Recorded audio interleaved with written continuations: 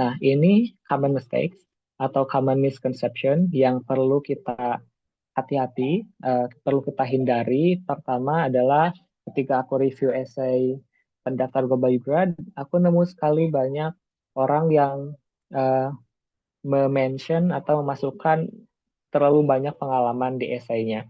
Esai Global Grad itu dia maksimal 600 kata. 600 kata itu untuk menjelaskan dua pengalaman aja menurutku itu udah sangat padat ya gitu. Dan esai itu bukan tempat buat mengcopy paste pengalaman di CV gitu. Tapi dalam esai kita harus bisa mengelaborasikan pengalaman itu secara detail dengan teknik STAR tadi, dengan teknik SMART tadi gitu. Dijelaskan situationnya seperti apa, tasknya, actionnya dan resultnya gitu.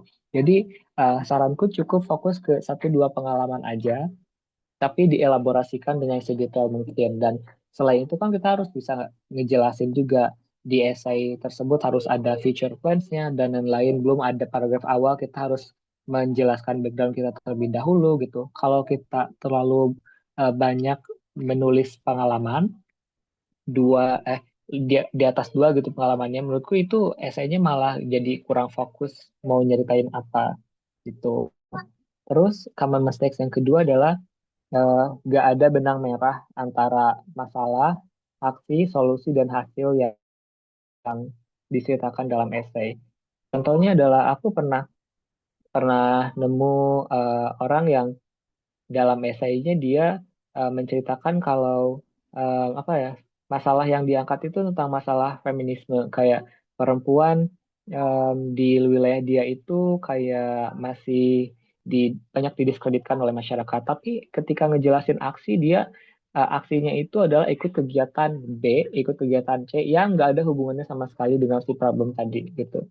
Nah, terus dia nanti pada di bagian paragraf akhir menjelaskan lagi kalau nanti dia punya proyek ABCD yang sama sekali gak menjadi solusi untuk uh, masalah di daerah dia tadi. Nah, pastikan ketika kita menulis esai, masalah yang kita mention, aksi yang kita ambil, solusi yang kita tawarkan, dan hasil yang kita capai itu berhubungan satu sama lain gitu. Jangan terpisah gitu satu sama lainnya. Dan yang ketiga adalah terlalu bertele-tele. Ini biasanya masih berkaitan dengan em, pendaftar yang terlalu banyak menulis experience atau pengalaman. Jadi pembaca itu bingung ini fokusnya mau kemana gitu. Terlalu ngalor ngidul atau bertele-tele. Dan yang keempat, em, ada ada saja yang kadang dia melewatkan details ataupun hal-hal sederhana tapi penting dari website Aminef. Kayak seingatku, Aminef itu dari tahun ke tahun mewajibkan kita kalau sudah submit di link pendaftaran di website ya, itu kan websitenya website yang eh, global. Semua pendaftar Global Grant dari semua negara daftar di website yang sama. Nah, di websitenya Aminef yang berbeda dengan website pendaftaran itu disebutkan bahwa pendaftar dari Indonesia setelah mensubmit aplikasi atau pendaftaran di website Global Grad ini, dia harus kirim email ke Aminef dan melampirkan EPT atau TOEFL-nya IELTS ya EPT certificate itu. Ada beberapa pendaftar yang dia gak aware karena dia missing details dari website Aminefnya, mungkin nggak dibaca secara menyeluruh gitu. Dan itu berakibat fatal karena bisa saja Aminef menganggap kita gak daftar programnya sama sekali karena kita gak mengirimi mereka email konfirmasi bahwa kita sudah daftar dan tidak mengirimkan si EPT certificate tadi gitu. Jadi pastikan kita membaca website dengan sedetail mungkin karena informasi tentang Global Grant ini, seleksi segala macam semuanya akan by email gitu. Dan terakhir, aku menyarankan untuk bisa berkorespondensi dengan proper, dengan profesional.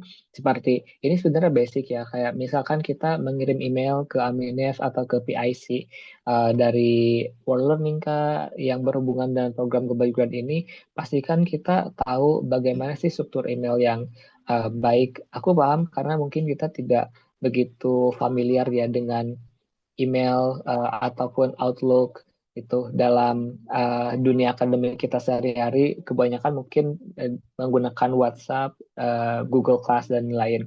Tapi menulis email yang baik itu bisa mencerminkan kepribadian kita dan juga kesopan santunan kita.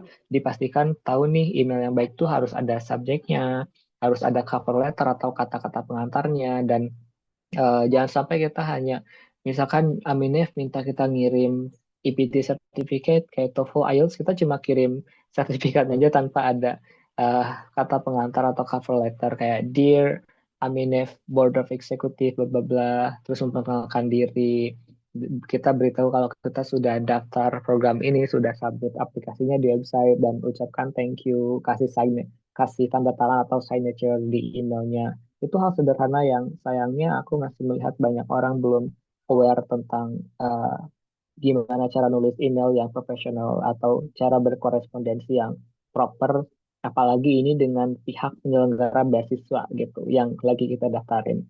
So please make sure kalau nanti teman-teman daftar bisa menghindari common mistake semacam ini.